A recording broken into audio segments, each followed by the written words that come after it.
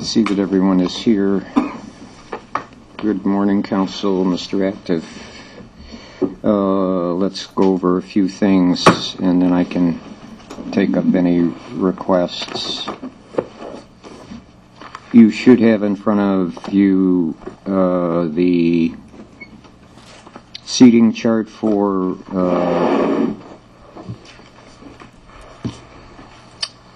jurors that Madam Clerk put together after talking with her.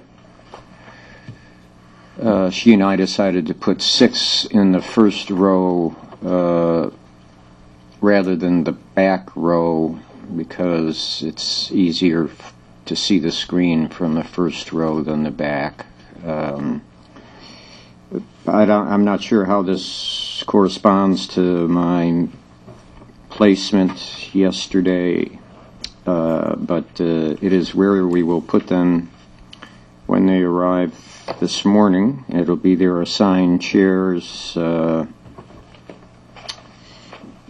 Let's just endeavor to, if we have any issues with them individually, let's just endeavor to refer to them by chair number from this point forward. I hope I'm not missing something. I looked through the file. I did not see any written motions in limine. Am I missing something? Okay. I didn't write any motion in limine, Your Honor. I think we had a stipulation that his prior would not come in. The fact that he came out of jail, obviously, those are arguments that I can make orally. No, I thought you said there was a motion in limine about the DNA. No, that's also oral, Your Honor. I mean, okay. I think we had a discussion before. There's a couple samples where. No. If it's oral, no, then I'm prepared to hear it presently. That was the time set for now. I just wanted to make sure that I had not missed something that was submitted in writing. So. Let me take up what we need to in the next hour or a few minutes.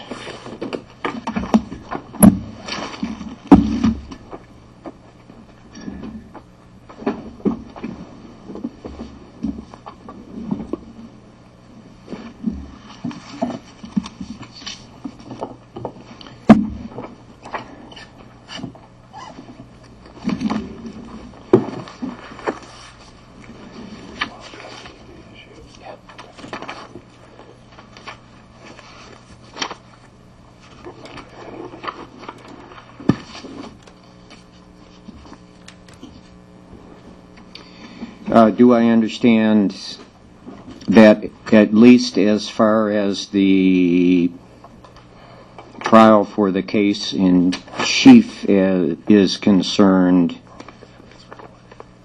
as opposed to trial on aggravators, I know there were notice of aggravators, I can't remember what they were, and I'm not sure that Mr. Active's history is relevant to that, but other than that secondary jury issue, do I understand that the state has agreed that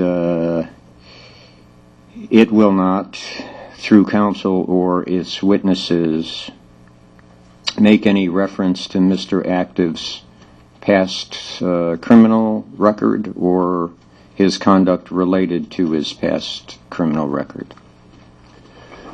And Your Honor, Gustav Polson for the state. The state's agreement with Mr. Yim is that we will not be, and we have not, affirmatively tried to get the 404B in. We do not anticipate our case to involve the 404B evidence. However, Mr. Yim may open the door for that evidence to come in, at which point in time we would make application. And Mr. Yim has been placed on notice. Those type of questions or those type of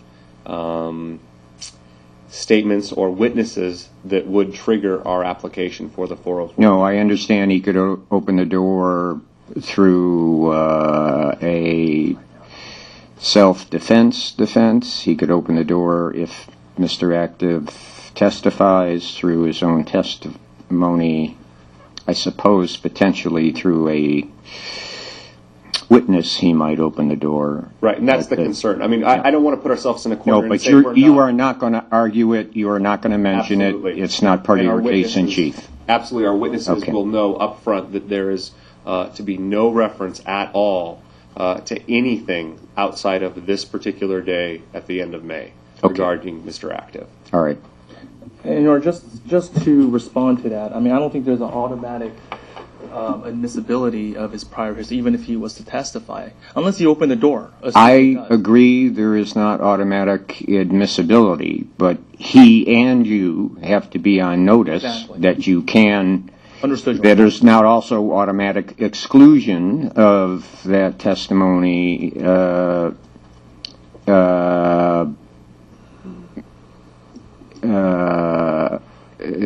that you're at risk.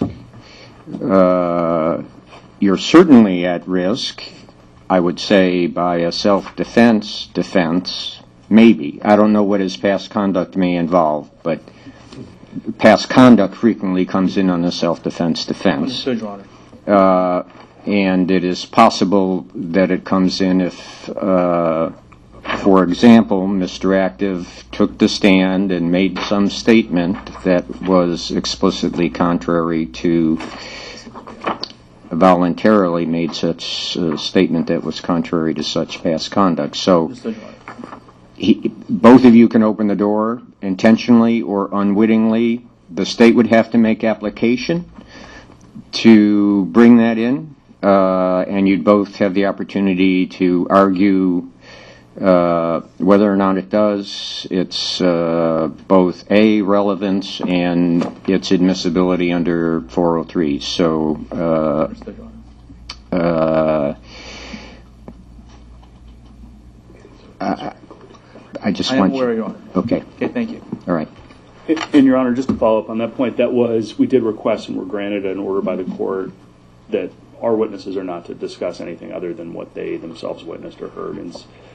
Okay. And there may be witnesses where we actually ask the court maybe to reinforce that point outside the presence of the jury. I don't anticipate many of those, but some of the witnesses who are on the board were friends who were with Mr. Active earlier in the day, had actually picked him up from the Cordova Center and were intimately aware of his history. And those people are the ones that we're particularly sensitive about.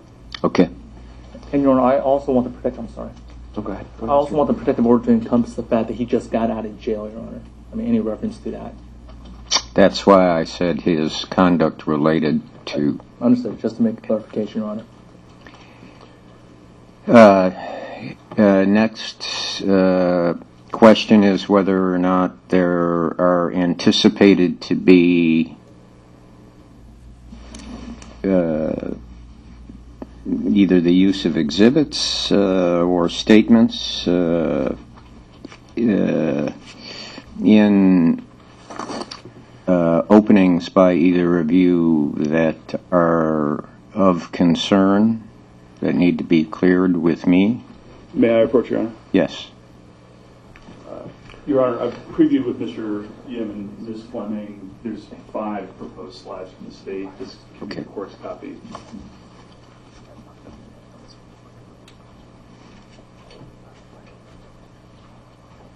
But to be clear, the state doesn't anticipate introducing any crime scene photos, any photos of the victim, or referring to, rather. We're not going to be playing any 911 audio or witness or any other witness statements. The slides that the court has before it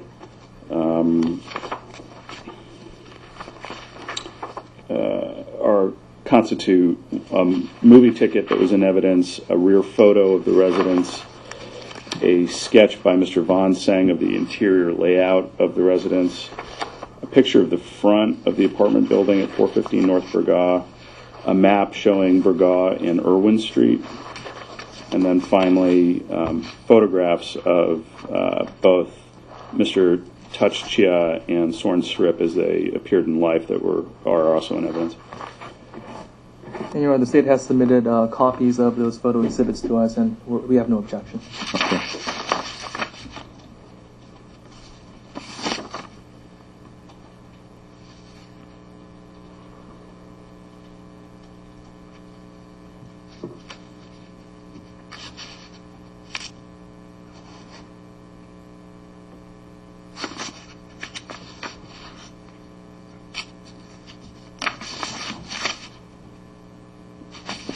Yes, certainly none of these are any problem.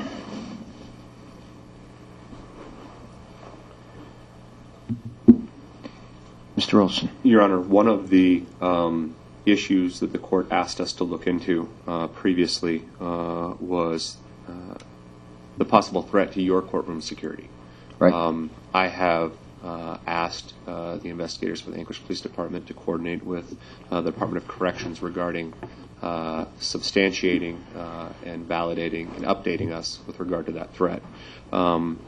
This morning I received an email from the case officer, Detective Gilmore, and just for the record, one of the reasons why he's not with us is his wife is already past due in her pregnancy, so we don't have him with us. But he was able to connect with the security sergeant from the Department of Corrections regarding Mr. Active's status. He is listed as an ADSEG 10, which is the Administrative Segregation 10, the highest classification of threat that a DOC has for an inmate. There have not been, according to the security sergeant, any recent or additional threats on the life of Gerry Active.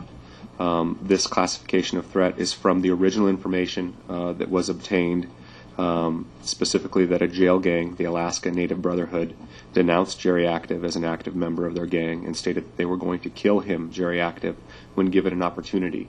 They understood that he was in SEG, but they said you have to transport him at some point in time, which is one of the reasons why he's being transported separately from all other inmates. From my understanding, according to Sergeant Elmore, JS is informed of the status and what ADSEG 10 means, but there has not been any new information regarding Mr. Active's security. And do I understand from what you said the other day that threat was months ago? Longer than months ago? Years ago. Years ago? When I heard that secondhand in late 2013. Okay. So, of course, DOC still considers it a real threat, and he is maintained on that ADSEG 10 security. All right.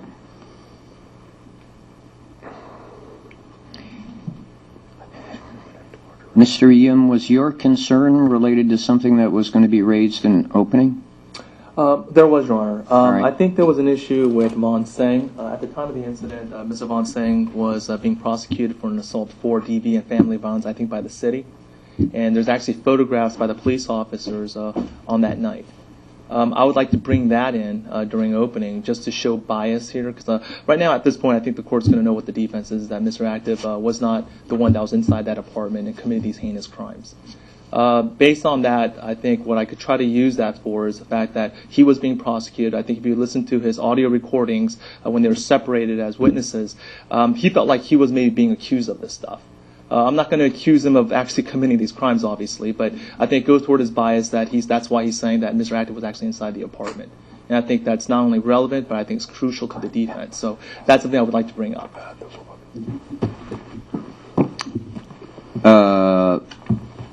It was a deferred prosecution. Slow down a bit. Is Mr.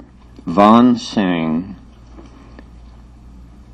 a witness or one of the witnesses who identifies Mr. Active as the individual seen at or fleeing from the apartment? He is, Your Honor. He actually testifies, makes statements that he fought Mr. Active inside the apartment. Okay. Along with Minister Retesting, his wife, or former wife.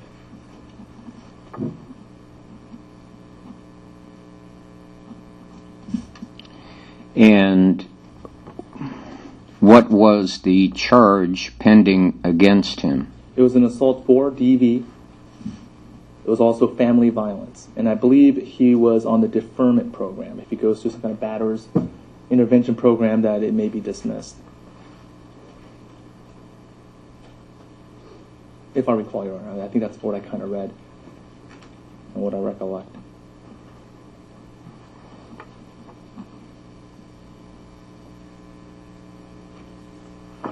So prosecution of the assault for at the time of the incident. Photographic And the time of his report of seeing Mr. Active was in a deferred status. If I recall from the papers and my recollection from what I learned, Your Honor, I believe it was a deferment. I don't know exactly what the resolution was, but I could try to figure that out. Okay. But at least I do know, because there was photographs taken at the time of the incident of the papers, that he was being prosecuted for assault 4DB. It's in court view too, Your Honor, and family violence at the time. And like I said, Your Honor, that goes toward his bias. Right. Mr. Alexander or Mr. Olson? Yes, Your Honor.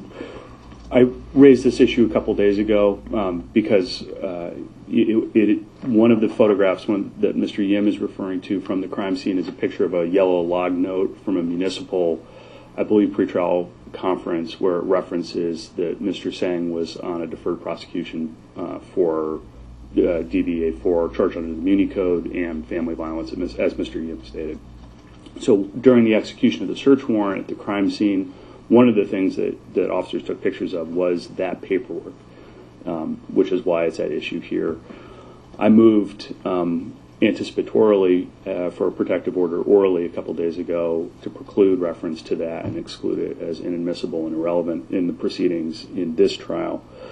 At that time, and I can check the log notes and the recordings, but my understanding is that Mr. Yim actually said that he wasn't planning on discussing that in his opening statements, and it's clearly his prerogative to reevaluate that decision, but that is what Mr. Yim said a couple days ago. Okay. But to address and I will brief this in writing as well, Your Honor, I would just ask that the court, if the court is considering admitting it, that the court defers that until we actually reach Mr. Singh as a witness, which will probably be on Monday or Tuesday. In the meantime, I am prepared to make preliminary argument as to the law as to why it is pretty clearly inadmissible based on the purpose that Mr. Yim just stated. Mr. Yim said vaguely that it goes to Mr. Singh's bias, and it's important to note at the outset two things. One is that Mr. Singh, at that point, based on that paperwork, was not being prosecuted by the state of Alaska, but rather by the municipality of Anchorage. Two, it appears from that paperwork, and I'm in the same position that Mr. Yim is. I don't have that case file because it wasn't a state of Alaska case file, so I haven't seen the actual municipal file. But it appears from that paperwork that that case had already been resolved by the time that these events occurred. So those are two important preliminary points of fact. Turning to the actual law of evidence and the admissibility of what Mr. Yim proposes, I think it's important to point out first that Mr. Yim doesn't cite any rules of evidence in support of his application. I think the reason why he doesn't is because the rules specifically preclude the admissibility of those proceedings as evidence of any purported bias on the part of Mr. Singh. It's also important to note out that the court will see during the presentation of the state's case that this isn't a sole eyewitness identification case, that Mr. Von Singh and Minister Retesting, his wife, allegedly caught Mr. Active pretty much in the act at the time. There was an altercation that spilled out into the courtyard of the apartment complex where at least a half a dozen other people witnessed and identified Mr. Active as the one struggling with Mr. Singh and Mrs. Singh at the threshold of their apartment. And indeed, one of those neighbors actually followed Mr. Active as he fled the scene during an open line 911 call with APD, and he was ultimately apprehended a matter of minutes later, about a block away. So to characterize this, or the facts, or what the facts as alleged by the state are, as some sort of sole eyewitness identification case is not necessarily an accurate characterization. But to turn to the actual rules of evidence that preclude this, it's not clear based on Mr. Yim's statements whether he's seeking this as evidence of character or bias or impeachment. It certainly, as to impeachment, would be impeachment on a collateral matter if, as the state understands, this case had already resolved and was charged by a separate sovereign. At that point, unless Mr. Yim is making a proffer that somehow he believes that Mr. Von Singh is another suspect in this case, under that line of judicial authority governing an application for other suspect, that fails on its face. Turning to the rules of evidence, if Mr. Yim is saying that this is an other act under 404, It's not admissible to show that the character of Mr. Singh under 404, specific acts turning to 608, either specific instances of conduct, other evidence of other specific instances of conduct under 608B of a witness offered for the purpose of attacking or supporting that witness's credibility is inadmissible unless it's specifically authorized under another provision of the Alaska Rules of Evidence, and I don't think that there is one applicable to this situation. Essentially what Mr. Yim is proposing to reference, and I don't think there's either a good faith basis or a basis in law for the admissibility of this, is to say, essentially, the hearsay information contained on the document photographed by the police is relevant to impeach Mr. Von Singh's credibility generally. Well, I'm hearing it only as an application for bias. I wouldn't see it as relevant for any other purpose. And it would only be relevant for bias if there was if the case was still pending, and maybe if Mr. Von Singh was then confused about who might be prosecuting him because of the police, that he just generically thought of the police being the police, whether it's the municipality or the state. But, Mr. Yim, I'm concerned about the fact that there may be on the face of this document indications that this case was over. And Your Honor, I don't think that really matters, because whether or not it was over or not, and I need verification of that, I mean, it still goes toward the fact of his own, the way he thinks himself. I mean, he was recently prosecuted for family violence, domestic violence. They were separated. They were given statements. If you listen to at least the audio from my recollection, it sounds like he was like saying, oh, no, it was kind of like deferring that it's not me. I think the purpose of this evidence is not only bias, it's also motive. Our defense here, and I'm going to probably most likely argue in opening, is the fact that, yes, there are people who saw active fighting with both of them. They also saw him running away from the scene. We're not going to be really disputing that, Your Honor. What our argument is that he wasn't inside the apartment. It was the wrong place at the wrong time. That's really the defense here. And the fact that Von Singh had something that he was just recently prosecuted, whether or not it was at the time or whether or not it was resolved right before, it still goes toward his state of mind. It goes toward the fact that officers would question him separately. You could hear from his voice, and it's like, trying to be all cooperative and just trying to deflect, kind of blame someone. And like I said, my defense isn't the fact that he did this. That's not what it is. It goes toward his motive of why he wanted to blame Mr. Active for it. And that's the reason why he's pointing Mr. Active, that he was inside that apartment confronting him and his wife. And there's contradictory information that says that he wasn't in there. And that their stories are so different and maybe even contradictory. I think I could get to that point with the jurors and say that Mr. Active was not there inside that apartment. This is my ruling.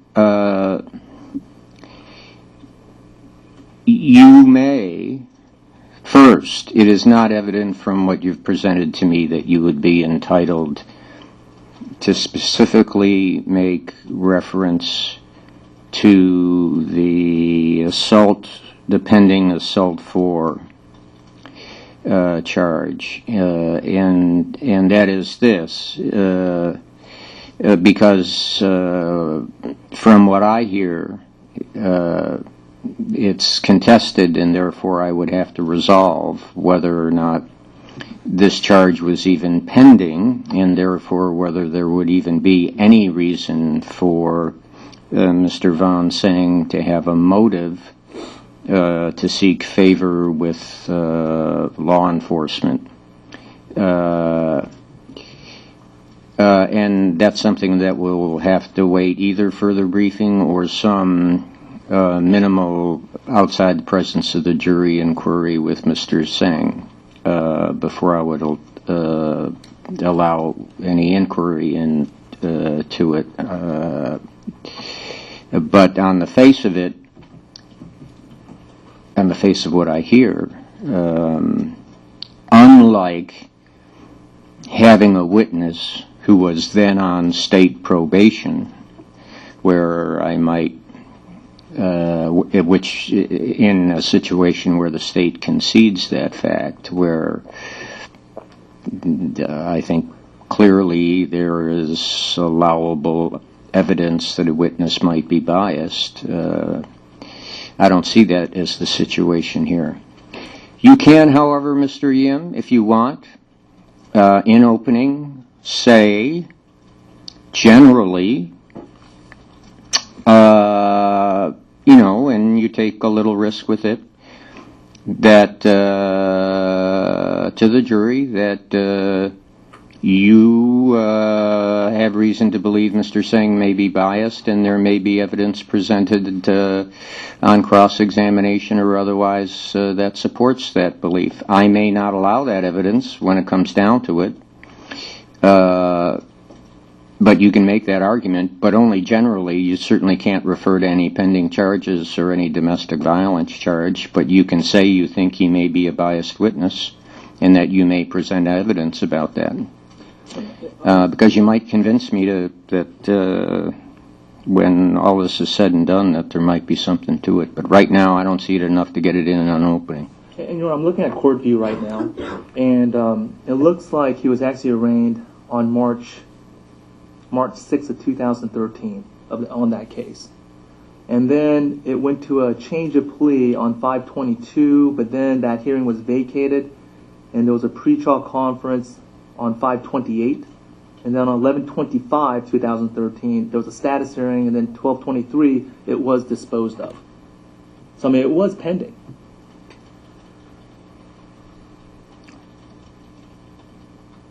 Does that change your Honor's decision? It does not, because it was the municipality who was prosecuting him, not the state.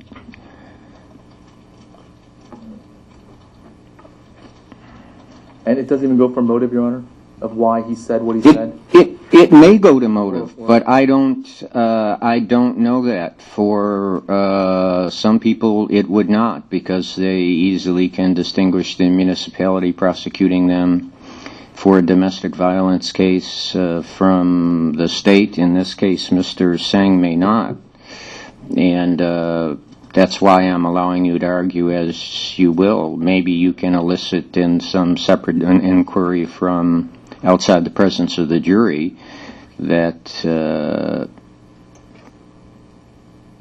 Mr. Singh didn't understand any difference between the police. The police are the police. Their law enforcement, he was currying favor with the police. But I'm not convinced of that right now. It's not, what I'm saying, on the basis of what I'm hearing, it's not it. It's a municipality charge, not a state charge. So, and it's the state that's the party for whom there might be bias in this case. And as Your Honor knows, even in regards to city cases, I mean, I've had issues where I've had alleged victims, and I don't really recall specifically, but I mean, they might have a city case, they're victims of a state case, and somehow maybe it's dropped because of that. I think that does happen, Your Honor. So I don't think it's completely like separate. It's not completely, but it's also not clear. I mean, it's not just, they're not a party to this case, and so the bias is not there as a matter of law. I'll try to bring it out, Your Honor. Okay, that's what I'm saying. I've given you an argument you can make. I'm just saying you can't make it, you can't specifically reference it. I may allow it and I may not allow it. So you can generally say you think he's a biased witness, and you can say you may bring it out later on cross-examination or otherwise, but you can't specifically make reference to the assault 4 charge for domestic violence. Yes, Your Honor, note the objection regarding the opening statement. Your Honor, I do have some other issues. There is also an issue about Jan Strep. She's a great-grandmother. I have her autopsy report. So she passed away, I believe, about a month later. I'm going to ask for a protective order against, I guess, the passing away of Miss Jan Strep. I think the manner of death was actually natural causes, and I think that would be highly prejudicial if that came in.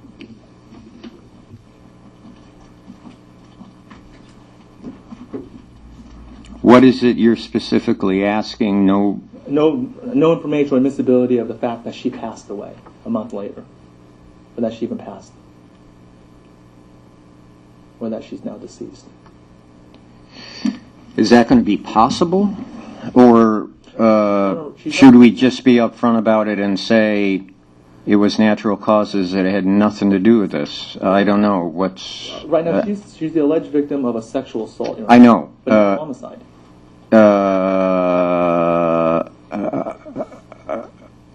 Yeah, I know. I'm agreeing you with Mr. Ian. I'm just wanting to know whether what's the better way to handle it, Mr. Alexander. Your Honor, there's no question that the cause of death was found to be a stroke. There's no direct causal connection between the stroke that could be established between the stroke and the sexual assault that she allegedly suffered earlier on. But her body was examined at the autopsy, and the fact of her death is inescapable. The state is not in any way overt or covert going to argue that Mr. Active is responsible for Ms. Jan-Strip's death. That's going to be very clear. And if Mr. Yim wants some sort of cautionary instruction that Mr. Active is not charged with that, not charged with homicide in regards to that death, and that the cause of death in Ms. Jan-Strip's case was deemed to be natural as opposed to homicide. If we're going to have testimony that Ms. Strep's body was examined at autopsy, how do we avoid the fact that she died? Your Honor, I guess you can always say that they did an examination without saying it's an autopsy, and saying they found bruises in her internal vaginal area, I guess, because I know there was a laceration, but I think that was based on possible just her being taken care of. But isn't who's going to be testifying about? Well, we have a sexual assault nurse examiner, Jen Meyer, who will be testifying as to the degree and nature of the alleged sexually related injuries. She examined Ms. Jan-Strip prior to her death. Shortly thereafter. Isn't she the one that found Yes. bruising and stuff? Yes. So I don't think we need to go into the autopsy at all. I mean, she already was examined. And I don't want to completely foreclose that at this point or stipulate to the fact that either the fact that she's dead is inadmissible or the autopsy report, because I don't know what the arguments are going to be relating to the alleged sexual assault. Furthermore, respectfully, I don't think it's necessarily fair or realistic to argue that the court should impose a protective order preventing the family members in this case from referencing the fact that shortly after this happened, Ms. Jan-Strip passed away. That's part of the context of the events as they proceeded. And I think essentially that would be setting up a pretty artificial means for a potential mistrial to instruct family member witnesses that they can't in any way reference the fact that their grandmother passed away or great-grandmother or great-great-grandmother passed away shortly after this event happened. And then in the event that maybe that testimony is elicited either through cross-examination or direct. I just don't see the relevance. I mean, the fact that she passed away, she's not being, right now Mr. Active is not being charged with a homicide. Right. We're talking about an examination that happened prior to her death. Her death was based on a stroke, natural causes. And not only that, it's the 403 analysis. I mean, for someone to go through this experience, Your Honor, her children being murdered, supposed to be sexually assaulted and all these other things, that she passed away in a month, they're going to assume that this experience is what caused her death. And the fact that she died right before this horrible, heinous episode or event, I think that's going to prejudice our client, Mr. Active, because right now he's the one that's being accused.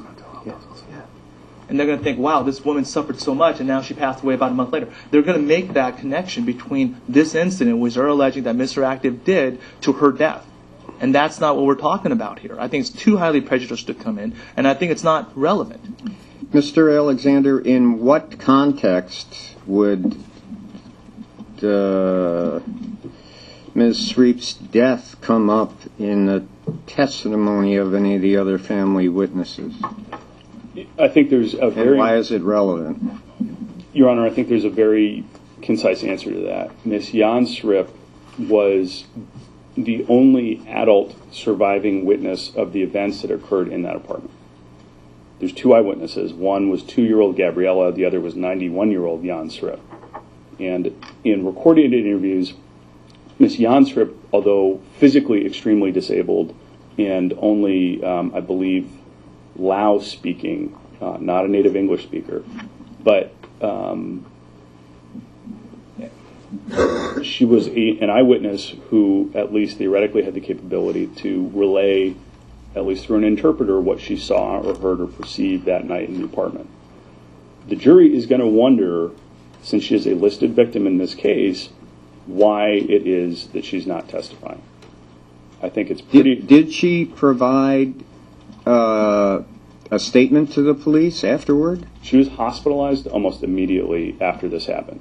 And my memory from the time is that we were not able to arrange for a Lao or Hmong interpreter to actually interview her after the event. And then she died not long thereafter. But I do think it is important to just explain to the jury she was an eyewitness at the time, and she's not available for trial because she's deceased, and her death was ruled to be from natural causes and is not in any way related to Mr. Active, and he's not charged in any way in connection with her death.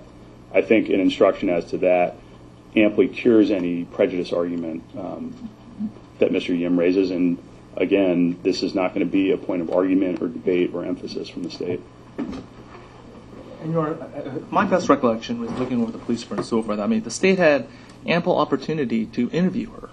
Von Singh, during grand jury, testified that, yes, she's suffering from dementia. On the other hand, that she was still responsive. Matter of fact, she was still walking on her walker. So, I mean, it looks like not only that, I think Pak, who's actually the daughter, I don't know if it's a great-granddaughter, but she actually took her to the SART examination. She actually communicated with Jan Strep, and it seemed like they communicated. I mean, it's not like she was a vegetable and she couldn't understand anything that was asked her. It looks like she was cognitive still, but it also seems like the state didn't make at least a good, diligent effort to interview her about it, and even have maybe a family member to ask her these questions. And looking at the police reports, I think it's actually negligence of the state to not interview her before her death. I just feel the fact that she passed away after this horrific event is going to be somehow connected to Mr. Active, because right now he is accused of these crimes. And I think that's going to be highly prejudicial if it comes in and if it's admitted, because they're going to obviously assume that somehow, even though she was 91 years of age, that this event had something to do with her death. And now that it's very sad that she died before this event, right before this event. I mean, right after this event, actually. And just based on that fact alone, I think under 403 analysis, it's just too highly prejudicial to bring that information in, because I think that's pretty much going to convict Mr. Active.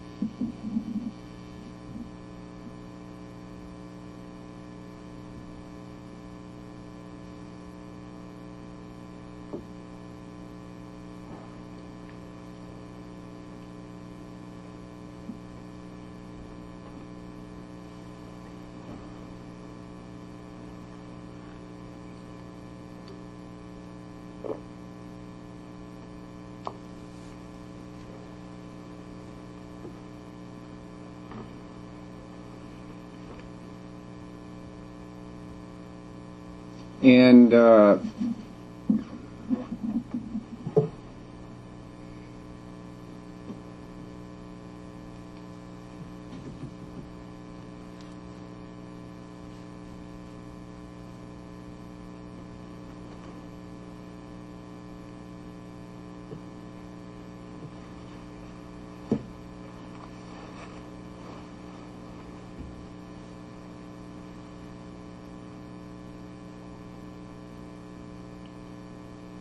then what are you both going to say about her, Mr. Yim? Nothing?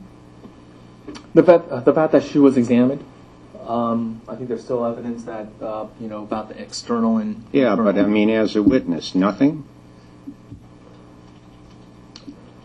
Yes, Your Honor. That's practically my request, yes. Nothing about... And you're going to say nothing? Your Honor, obviously I'm going to cross-examine about the internal bruising and how that happened. But right now, I mean, at least from the evidence that I've read, Jan Streep did not complain about any sexual assault. And I think the evidence shows that she wasn't sexually assaulted. I think that's what the evidence shows. I mean, she was in her room. She was in a wheelchair. I think the wheelchair actually impeded the entrance of Mr. Von Singh, if I recall. He said she was fine. And also, even after a follow-up where she had bruises on her wrist. I mean, at the autopsy, she had bruises on her wrist. I mean, I could have brought that up, but I'd rather not have the fact that she passed away brought up. So that's why I'm not going to try to bring that in. But I don't think there's any evidence here that she was sexually assaulted. And even if there was a laceration on her, let's say the external. Wait a minute. Yes, Your Honor. Is the autopsy going to show that she had bruising on her wrist? You know, I need to read that again, Your Honor. But I think there was some bruising on her wrist still. How does that information not come in? That seems to be relevant to the manner of assault, and it seems... You know, that's a month later, Your Honor. And remember, she was on a walker that had a bent leg.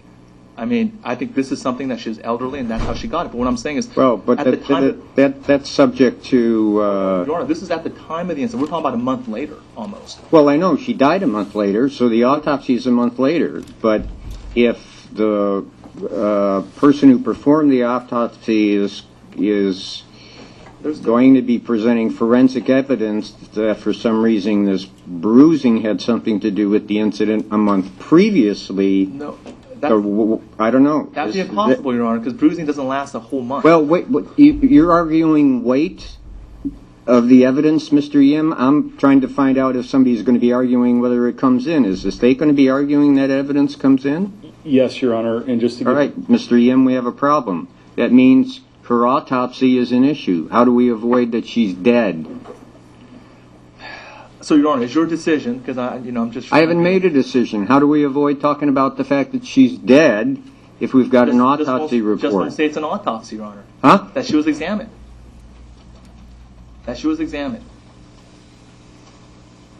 And then where is she? Understood, Your Honor. I guess one way to do it, other than just excluding it, Your Honor, I guess not to say exactly when she died. I guess that's one way to do it. Instead of like, oh, she passed away a month ago, right after, like a month after the incident, I guess we don't have to specify exactly when she passed away. Well, I agree with that. But still, I think you have to also think, Your Honor, bruising. How long does it last? It doesn't last a whole month. Well, I'm trying to deal with I'm trying to address how to deal with the fact that great-grandma died. I think what we can do is we could have the expert testify, ask that person about the bruising and how long it would last, and whether or not that bruising, let's say a month later, was actually caused by what happened during the event. I think we could do that out of the presence of the jury. And I don't think that's going to be the case. I've never heard of the same bruise, let's say that happened on May 25th, or no, actually maybe a week after that, still being there after a month. Doesn't make any sense. Unless it was something a lot more serious, but I don't think that happened. So we can do it that way, Your Honor.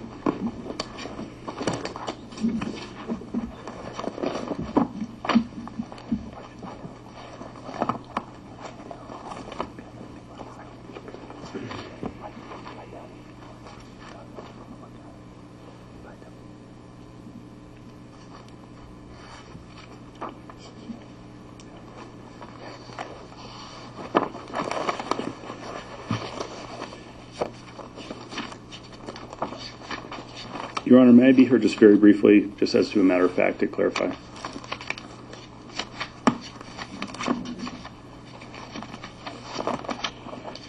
Yes. Just I'm not any additional argument. I think the court's heard enough from the parties, but just to clarify the dates, the alleged sexual assault occurred on May 25th of 2013. The autopsy examination occurred on June 12th. so a period of approximately 17 days afterwards.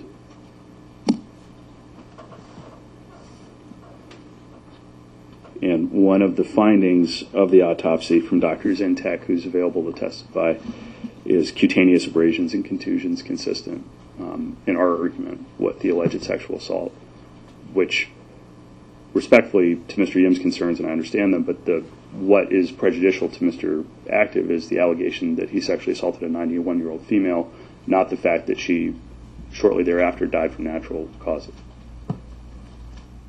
And I still, it comes to that same issue. Does the bruising last that long? Okay, and I think that's something that we could do it out of the presence of the jury, ask the expert about that, and whether or not those, let's say, bruises that were at the autopsy were caused by, allegedly, the event that occurred on May 25th. Obviously, specifying the date of when she passed away, I mean, that definitely should not be admitted.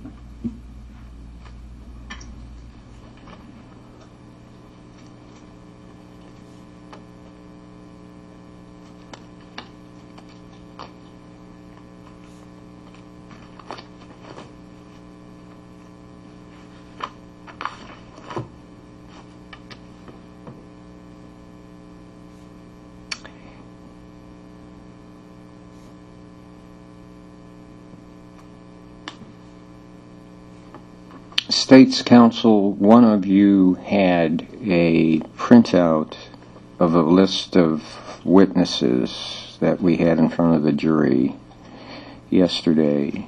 Do you still have that, or did you give that to...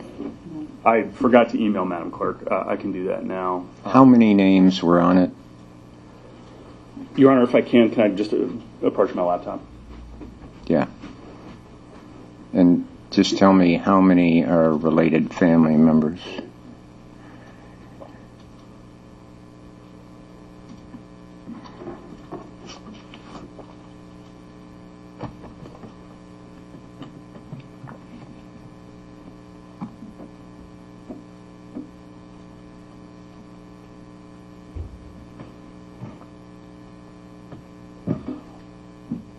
And, Your Honor, the question is how many related victims and family members, or just... How many live witnesses are family members or related to the family? How many witnesses who will testify? Yeah, at this point, Your Honor, only two, reserving our right if something becomes relevant and rebuttal, but at this point only two, Minnesota and Bond, saying the recipient witnesses to the incident. Okay. And then as to the sexual assault on great-grandmother, you have the sexual assault examiner and the whoever conducted the autopsy of her. Jen Meyer and Dr. Zintek, Your Honor. Okay. Both of whom were on the board.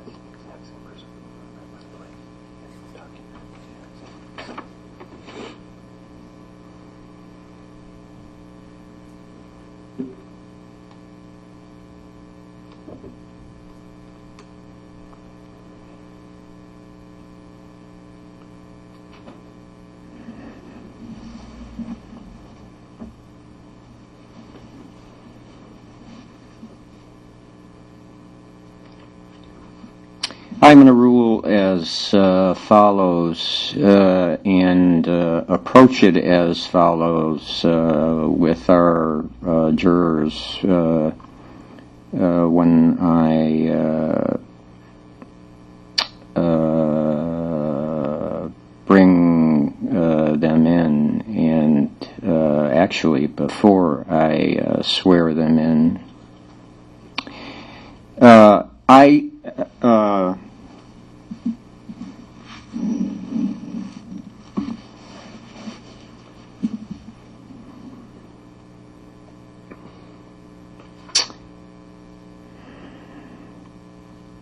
I think it's unavoidable, given the partial alibi claim that the defense intends to assert here.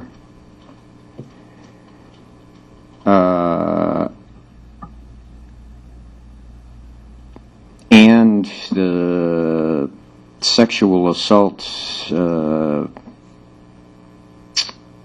evidence that will come out, even with the small number of 4 witnesses who maybe could be cautioned about mentioning Ms. Strep, great-grandmother, mentioning her passing shortly after this event. I think it's unavoidable in this case that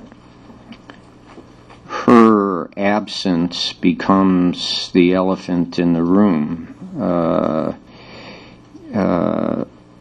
She was a victim in a sexual assault, a percipient witness in the events, and I don't know how people are going to dance around the issue.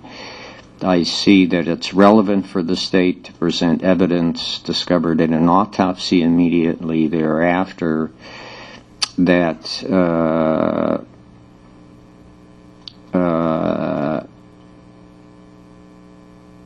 bruising was discovered that's directly, in my mind, that's relevant to the sexual assault.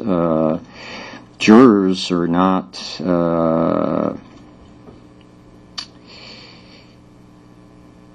ignorant. They're going to wonder where she is. They're going to wonder about this forensic evidence, and it is possible that they may even have memories triggered about her passing. We didn't ask about this in our jury selection. It was an issue in the press. I think we have a panel that didn't remember anything about this. I agree with the defense that there is some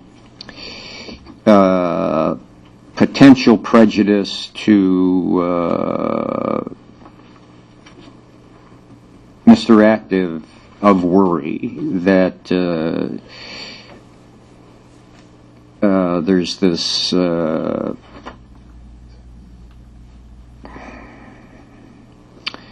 sort of carryover of 91-year-old being sexually assaulted and then she dies, and people feeling somehow that Mr. Active should be held responsible for her death, not her sexual assault, but her death, and therefore being harder on him, I guess, as a result of that, and that prejudice. And so that what worries me, but I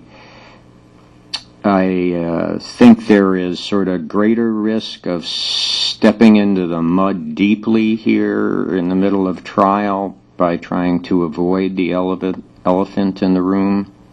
And I think it is better to be upfront with this. I think it is better to assume we have intelligent jurors, and better to tell them that great-grandmother passed away of natural causes, and that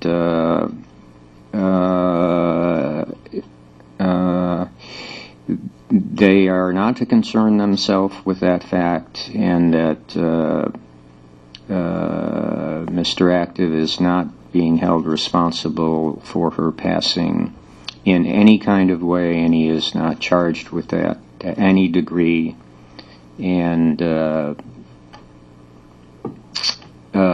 if there are any of them who cannot set aside her death and feel that he is somehow responsible for her passing because he has been charged with her sexual assault before that happened,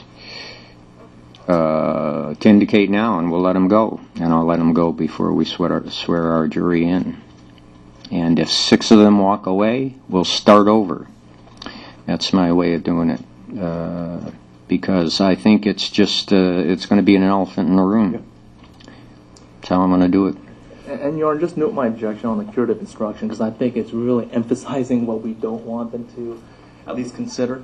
We're saying, don't consider the fact that, she passed away about 17 days, it sounds like. Mr. Yim, I don't want to beat a dead horse here, but the problem with this case is that there are multiple charges that are horrifying. There are charges that, Your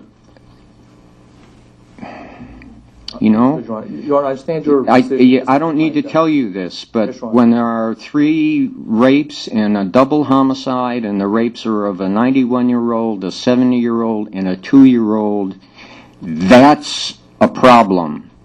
That is a compounded problem. And yes, when you throw on top of that the fact that the 91-year-old died of natural causes, 2 weeks later, it makes it worse. But you've still got that big problem to begin with. And we have been very, very careful about getting a jury that says, we can live with those 5 things. We can assess those 5 things independently, separately. We can deal with the evidence fairly. We understand the presumption of innocence. We will hold the state to the burden on those charges.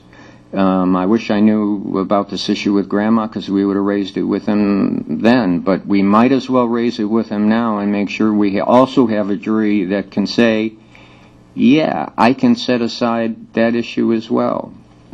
Because if we don't, we'll get some people who say they can. Because I don't want to be in the middle of this and suddenly find we have a bunch of jurors who say, well, what about her? And, gee, I wish I would have known that. It's going to be different, because it is going to be a big elephant in the room. Sorry, it just is. I don't see any way to avoid it. Understood, Your Honor. Just note the objection.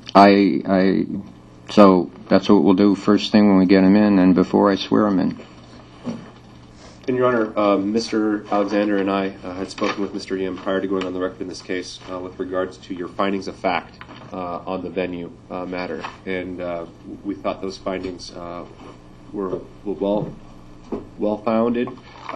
The state would like to supplement them with 2 additional. You both can. I intended to do that yesterday, and then because I was being rushed into jails and bails yesterday, I didn't have time. But both of you can do that. And the 2 supplemental things from the state's perspective with regard to the findings that we would like the record to be clear on was that the judge took into account the concerns and granted both sides 2 additional preempts. Additionally, during the general voir dire that we conducted in a day, neither party used or exhausted all of its preemptory challenges. Mr. Yim, was there anything you wanted either to object to or Nothing to add to the findings? Nothing to add. Okay. All right. And I do have one more issue. There are a couple. I know one's the penile swab sample, and of course, I think it might have been the thigh, but it was insufficient evidence. And I think for the penile swab, it was inconclusive because it couldn't be duplicated.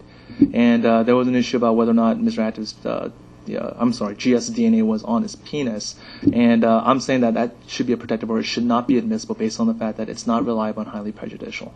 And same with the other sample. I think it was the thigh sample where it was inconclusive too. And I don't think the state should mention any of that.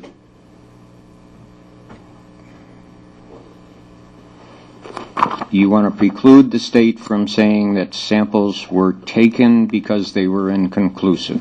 I think they can say that it was taken, Your Honor, but not the reason why they're inconclusive, especially in regards to the penile swab. Because the penile swab, supposedly, they tried to replicate, but they could not do it. GS's DNA was supposedly found or could not be excluded from that sample. But since it could not be duplicated, it was inconclusive, insufficient DNA. And that's the reason why I think the state had the motion to try to use the rest of it up, and I think Your Honor ruled that they could not do so because I could not replicate or, let's say, retest it. Right. Why would I?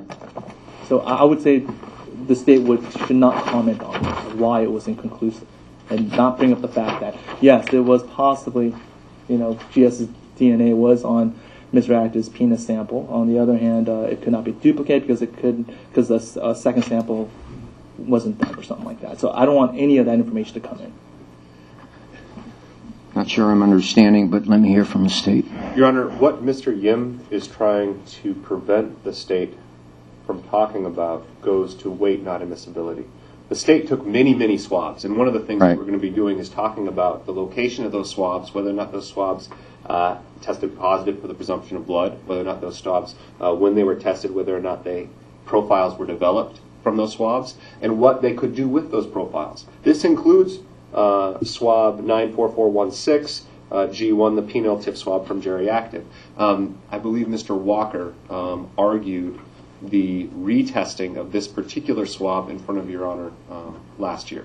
Correct. So Ms. Graziano talked about why, after the analysis was done on that swab, specifically her conclusion in that particular swab was that no spermatozoa were observed microscopically in this sample. DNA from at least 2 individuals was observed, the partial profile obtained from this sample, and no conclusions can be reported as to whether Gabrielle Singh contributed DNA to the sample because data below the reporting threshold or non-repeatable alleles was present. Delvon Singh, Minnesota Singh, Touch Singh, Jan Strep, and Soren Strep were each excluded as a source of DNA detected in the sample, but DNA consistent with Gerry Active was detected in the sample. All of those are scientifically valid.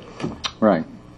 Using the scientific method, appropriate conclusions for the jury to hear regarding that sample. Now, there is a concern and a bigger element in the room regarding the request made by the analyst with regard to the remaining extract of that sample.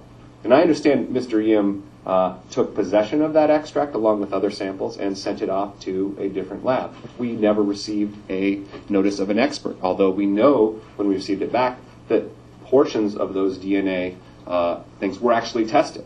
I don't believe Mr. Yim would try to sneak an expert in this case, but obviously that the state would make a motion now to preclude any reference to any other testing on the DNA samples collected in this case, other than the analysis that will be testified to regarding Ms. Graziano. But Ms. Graziano will say, I wanted to do further testing regarding 944116, the penile tip swab from Gerry Active.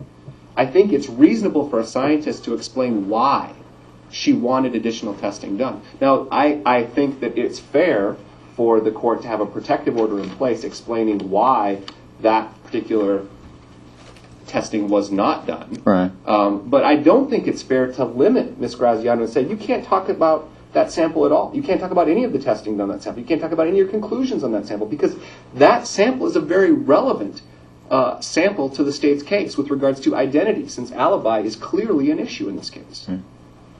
Mr. Yim, all that happened with that sample was I said the state couldn't use it up to prevent you from testing it.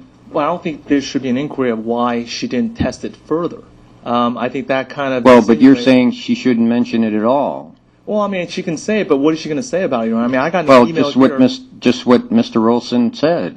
So right now, Mr. Olson is stipulating to the fact that yes, there was some potential evidence that GS's was on his penis. That's not going to come in at all. No, he's saying it is going to come in. Exactly, Your Honor. Based on that fact, I think it's unreliable. I mean, right now we have all these other samples where it's conclusory, saying yes, GS's DNA is on his scrotum, his right finger, his left finger. But then to bring in evidence and say, well, it looks like there was somewhat of a profile of GS on his penis, without it being reliable, I don't know how that could be admitted. It's only prejudicial at this point. Okay. I spent literally hours listening to the 2 days worth of hours listening to the scientific evidence about that sample without reviewing the log notes about that testimony, I know I can reasonably conclude that the analysis that was done on the sample was done consistent with acceptable scientific methodology. The ultimate concern about that issue before the court was whether or not the state would be permitted to use up the remaining sample for an additional testing to bolster or verify what the state preliminarily had concluded from its initial testing. I said no, the remaining little sample should be preserved to allow Mr. Yim to do some testing if he wanted. But there was no reason in my mind to preclude the state from testifying as to the findings that it had for whatever weight the jury might put to it. You're entitled to cross-examine Ms. Graziano if she's the witness about that, as you did extensively before, Mr. Yim, but I'm going to permit it.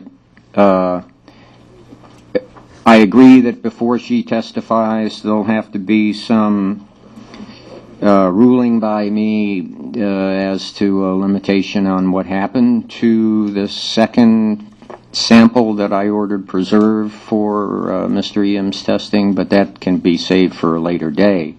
But as to the preclusion of any reference to that initial testing by the state of the penile swab taken from Mr. Active, that request is denied. And, I'm just going to request before she testifies that we actually get some kind of proffer from her, because I do have a few questions or preliminary questions. We can do that, but that'll be farther down the road. Understood, Your Honor.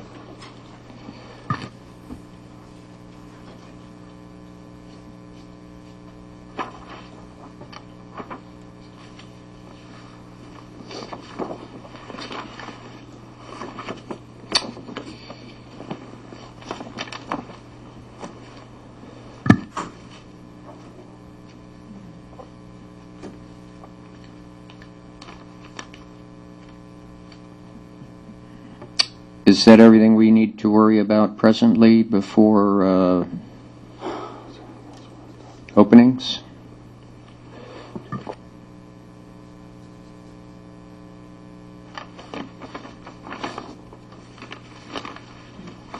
May I just clarify, just because we've covered a lot of ground since then, the court's initial ruling earlier this morning regarding, at least in opening statements, the admissibility of the domestic violence allegations, and that is limited to a general statement that that witness may be biased or that there may be evidence of that witness's bias elicited during the case. Correct. Thank you. And Your Honor, I can't specify that he had a pending case at the time. Correct.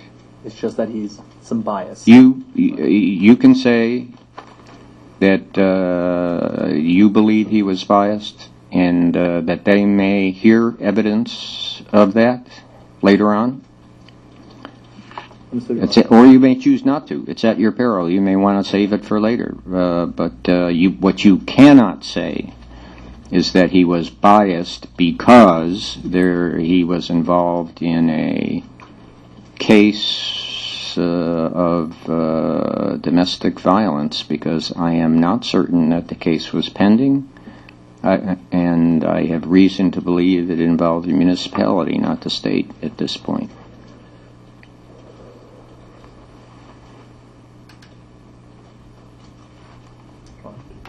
Okay.